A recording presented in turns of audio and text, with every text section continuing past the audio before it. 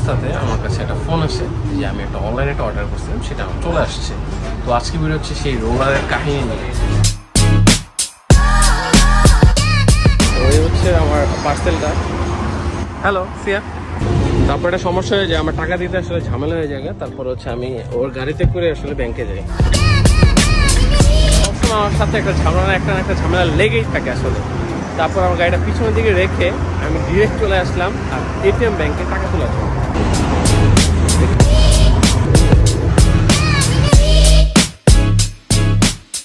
তারপর হচ্ছে আমার ব্যাংকে আমার হচ্ছে কার্ডের লিমিট শেষ। আমার কার্ডের লিমিট হচ্ছে প্রায় 3000 ইউরো প্লাস। তো তারপরে কি মনটা খারাপ হয়ে গেছে। তো ওর হচ্ছে যে আজকে না নিই তাহলে হচ্ছে আমাকে নেক্সট উইকে আপনার থেকে হচ্ছে ডেলিভারি নিতে হবে। তো তাড়াহুড়া করে মাথা বুদ্ধি আসলো, আমি হচ্ছে আরাফাত রহমান ধ্রুব আমার ফ্রেন্ডকে আমি ফোন দিলাম যে হচ্ছে ওর কাছে যাওয়া যাক বা ওকে একটা ফোন দিই। ওকে ফোন দেওয়ার পরে ও হচ্ছে বললো ঠিক আছে, ওর কাছে নাই তাও ম্যানেজ করে দিতে পারবে। পরে এখন ঠিক ওর সাথে নিয়ে এখন আমি চলে যাচ্ছি হচ্ছে কেলোর সাথে ওর ওইখানে, দেখা যাক কি পায়।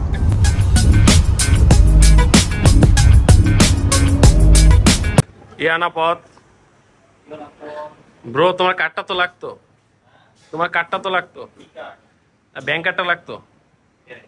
এই একটা পেমেন্ট আটকে গেছে, ওটিপিটা দিলে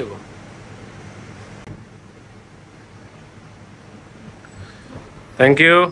আইতাছি একটু পর। তারপর হচ্ছে আরাফাত রহমান ধ্রুব এই যে ওর কার্ডটা নিয়ে নিলাম।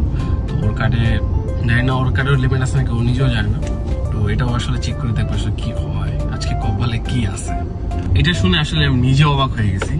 আসলে আমার সাথে যিনি আমার যে ফ্রেন্ডটা আছে আর কি, তো ওর হচ্ছে গার্লফ্রেন্ড আর কি, ও নাকি বাংলাদেশে ঢাকাতে থাকে, গুলশান 1-এ। তো আমি নিশ্চয় সবচেয়ে শক্ট হয়েছি, আমাকে জিজ্ঞেস করতেছে তুই কোন দেশ থেকে আসছস। পরে আমি যখন বললাম যে আমি তো বাংলাদেশ থেকে, ও যখন আমাকে বললো যে হচ্ছে ওর গার্লফ্রেন্ড হচ্ছে থাকে আজকে প্রায় 5 বছর যাবত হচ্ছে বাংলাদেশে, ও এখানে হচ্ছে অ্যাম্বাসেডার। তো আমি জাস্ট লিটারলি শক খেয়ে গেছি আর কি। ঝামেলার পর আসলে টাকাও দেওয়া শেষ, এখন আবার তার কাছ থেকে নেওয়ার পালা। যদি এত বড় একটা জিনিস আমি টেনে নিতে পারবো না, তাই ও আমাকে হেল্প করবে।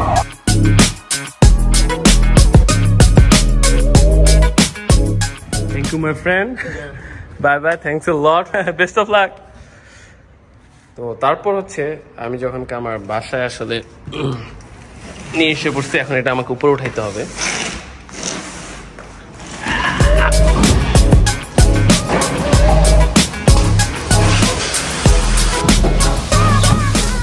এটাকে নিয়ে ওইখান থেকে উঠাইতে আমার দম বেড়ে গেছে, যতটুকু দম বের হয় না ওর গাড়ি থেকে আমার এখানে দিয়ে যেতে।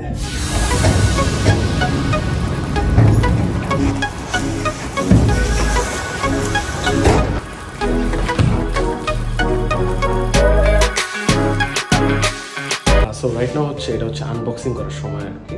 এখন দেখি আনবক্সিং কি কি পাওয়া যায়, শুরু করা যাক।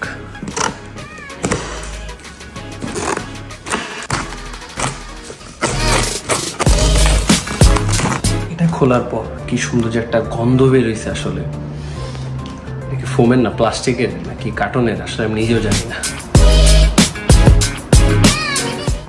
অনেক পড়ালেখা করার জন্য একটা বই দিছে, যারা পড়তে চান চাইলে পড়তে পারেন, কিন্তু আমি করবো না। লকের জন্য হচ্ছে একটা লক বেল, একটা লক, আর এটা হচ্ছে ওই যে সিলিকন জেল, একটা পাম্পার আর একটা টুল কিট। বাহ, অনেকগুলো গ্যাজেট। এটা কথা তো ভুলেই গেছি। ও, এটা হচ্ছে চার্জার।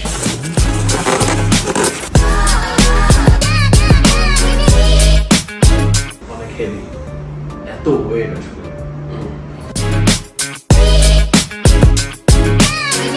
আসলে এটার যে একটা স্মেল বেরিয়েছে আসলে এত চমৎকার, ওটার চেয়ে আরো ডিপ, আরো খুব চোষাটা স্মেল। টেস্ট করা যায়। এই যে টুলকিটটা দেওয়া হয়েছে, এই টুলকিট দিয়ে এটা আবার ঠিক করতে হবে, মানে ব্যালেন্স আনতে হবে আর কি। কি টাইট, এত টাইট। সমস্ত ডান, এর হ্যান্ডেল ঠিক করে ফেলছি, অল ওভার বাকি সব ঠিকঠাক আছে। এখন স্টিকারটা পারবো না।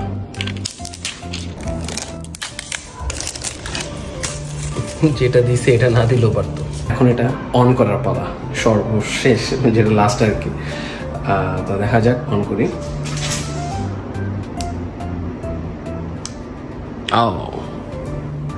ভালোই চার্জ আছে, ট্রায়াল দেওয়া যাক। কিন্তু আজকে ট্রায়াল দেবো না, ট্রায়ালের ভিডিওটা থাকতেছে অন্য আরেকদিন। আজকে ভিডিও হচ্ছে এই পর্যন্তই আসলে। যদি অনেক টায়ার্ড হয়ে গেছে, এটা আনতে আনতে আমার অবস্থা একদম বেহাল দশা হয়ে গেছে আর কি। তো এটার উপর সম্পূর্ণ রেডি করলাম, আপনার তো দেখলেন। সো নেক্সট একটা ভিডিও থাকবে, এটা আসলে পারফরমেন্স কেমন এবং কি ইচ অ্যান্ড এভরিথিং এর ডিটেলস নিয়ে অল কাইন্ড অফ বলা যায় যে এটা একটা রিভিউ, একটা ভিডিও বানাবো। সো ওই বন্ধু সবাই ভালো থাকবেন, সুস্থ থাকবেন। সো বাই বাই, টেল দেন, টেক কেয়ার।